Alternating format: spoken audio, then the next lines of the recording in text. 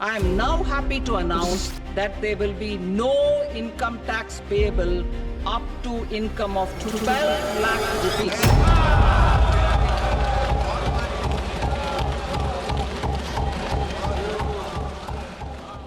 First फरवरी 2025 को India का 76 union budget आता है। इस बजट का सबसे इंटरेस्टिंग पॉइंट ये है कि अगर आपकी एनुअल इनकम 12 लाख रुपए है, मतलब कि अगर आप महीने के 1 लाख रुपए कमाते हो तो आपको कोई भी इनकम टैक्स नहीं देना। साथ ही सीनियर सिटीजन की टैक्स लिमिट को 50,000 से 1 लाख कर दिया गया है। फिस्कल डेफिसिट 4.4% है, जो कि पिछले साल 4.8% था। एंड इकोनॉमी सर्वे रिपोर्ट 2024-2025 के हिसाब से इंडिया की जीडीपी फाइनेंशियल ईयर 2026 में 6.3 to 6.8% एक्सपेक्टेड। बट सबसे इंपॉर्टेंट क्वेश्चन ये आता है कि अगर 12 लाख की इनकम तक कोई इनकम टैक्स नहीं है तो फिर ये टैक्स स्लैब क्यों है, जिसमें 0 to 4 लाख तक कोई इनकम टैक्स नहीं है, 4 to 8 लाख रुपीस पे 5% का टैक्स है। तो यहाँ पे बहुत बड़ा एक्सेप्शन है। मान लो अगर आपकी एनुअल इनकम 13 लाख रुपए है तो आपको टैक्स स्लैब के हिसाब से ही देना होगा। एंड अगर आप सैलरीड एम्प्लॉय हो, आपको स्टैंडर्ड डिडक्शन भी मिलेगा 75,000 का। आपके लिए टैक्स फ्री हो जाएगा 12,75,000 तक। अब आते हैं सबसे इंपॉर्टेंट क्वेश्चन पे, क्या सच में 0 से 12 लाख की अर्निंग पे 0 टैक्स देना है? और अगर ऐसा है तो 4 से 8 लाख पे 5%, 8 से 12 लाख पे 10% का टैक्स स्लैब क्यों है? काफी सारे मिसकंसेप्शंस चल रहे हैं। काफी लोग बोल रहे हैं कि अगर आपकी इनकम 15 लाख रुपए है तो आपको 12,75,000 का स्टैंडर्ड डिडक्शन मिल जाएगा, बाकी 2,25,000 पे टैक्स देना पड़ेगा। बट ऐसा नहीं है। आप स्क्रीन पे देख सकते हैं new tax regime and old tax regime. साथ ही मैं आप लोगों को एक इंटरेस्टिंग डेटा और बताना चाहता हूँ। ये डेटा है इनकम टैक्स एग्जेम्पशन लिमिट का, जो कि 2005 में 1 लाख था, 2014 में 2.5 लाख हो गया, 2019 में 5 लाख, 2023 में 7 लाख एंड इस साल 12 लाख। साथ ही और भी कुछ इंटरेस्टिंग बजट के हाइलाइट्स हैं। मरीन डेवलपमेंट फंड के लिए गवर्नमेंट ने 25,000 करोड़ रुपए एलोकेट करे हैं। जल जीवन मिशन को 2028 तक एक्सटेंड किया गया है। एनुअल लिमिट ऑफ टीडीएस को 2,40,000 से 6 लाख कर दिया गया है। स्टार्टअप फंड में 10,000 करोड़ और एडिशनल ऐड किए गए हैं। पूरे इंडिया में 10,000 से ज्यादा सीट्स ऐड किए जाएंगे मेडिकल कॉलेजेस में। साथ ही 200 कैंसर सेंटर्स ऐड किए जाएंगे फाइनेंशियल ईयर 2025-26 में। न्यू यूरिया प्लांट सेटअप किया जाएगा असम में, जिसकी कैपेसिटी 12.7 लाख मेट्रिक टन होगी। उड़ान स्कीम के अंदर 120 से ज्यादा रिलीजन डेस्टिनेशंस को ऐड किया जाएगा अगले 10 साल में, जिससे 4 करोड़ से ज्यादा पैसेंजर्स का प्रॉफिट होगा। आगे की चीजें समझने से पहले ये समझते हैं कि इंडिया में पैसे आते कहां से। Let's take an example. अगर इंडिया में 1 रुपए आते हैं तो उसका 24% बोरोज एंड लाइबिलिटीज से आते हैं, 22% टैक्स इनकम से आते हैं, 18% जीएसटी एंड अदर टैक्सेस से, 17% कॉर्पोरेट टैक्स से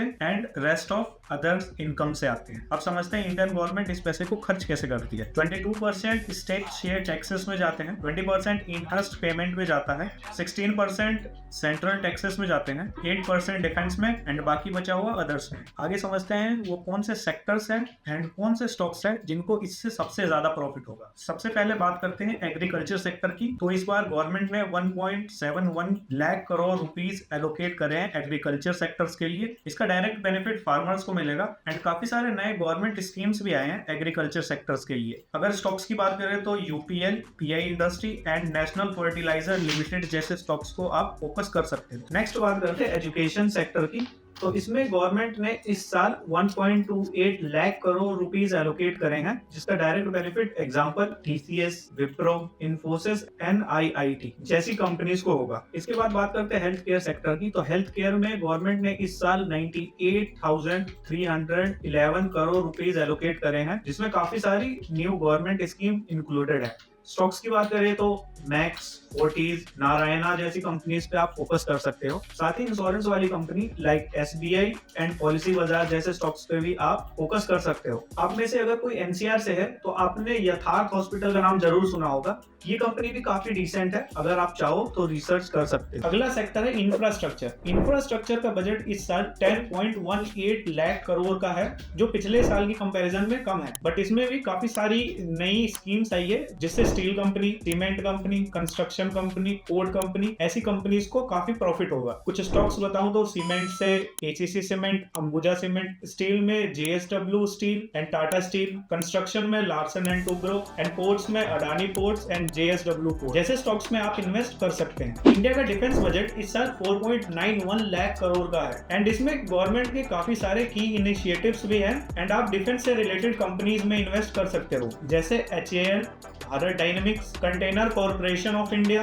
अडानी पोर्ट एंड आप ड्रोन रिलेटेड कंपनीज में भी इन्वेस्ट कर सकते हो जैसे कि आइडिया कोच and Zen technology. Rural development में गवर्नमेंट ने 2.66 लाख करोड़ रुपीस एलोकेट किए हैं, जिससे सबसे ज्यादा प्रॉफिट एफएमसीजी कंपनीज को होगा जैसे Hindustan Unilever, ITC, tower etcetera. Energy sector पे गवर्नमेंट ने 81,174 करोड़ रुपीस एलोकेट करे हैं, जिससे एनर्जी रिलेटेड कंपनीज को काफी फायदा होगा एंड स्पेशली इसका प्रॉफिट सबसे ज्यादा उन कंपनीज को होगा जो रिन्यूएबल एंड ग्रीन एनर्जी के सेक्टर में काम करती है। एग्जांपल के लिए Tata power, Mahindra and Mahindra and आप बैटरी कंपनीज में भी इन्वेस्ट कर सकते हो, example Exide. And last sector है कॉमर्स इंडस्ट्री का। कॉमर्स इंडस्ट्री को इस बार गवर्नमेंट ने 65,553 करोड़ रुपीस का एलोकेशन दिया है, जो कि पिछले साल के कंपैरिजन में ज्यादा है। ओवरऑल इस साल का बजट मिडिल क्लास के थोड़ा सा फेवर में आया, बाकी रेलवेज, केपेक्स, डिफेंस सारे एलोकेशंस कम थे। आप लोगों को ये बजट कैसा लगा कमेंट करके बताना। अगर आपको वीडियो अच्छी लगी हो तो वीडियो को लाइक कीजिए,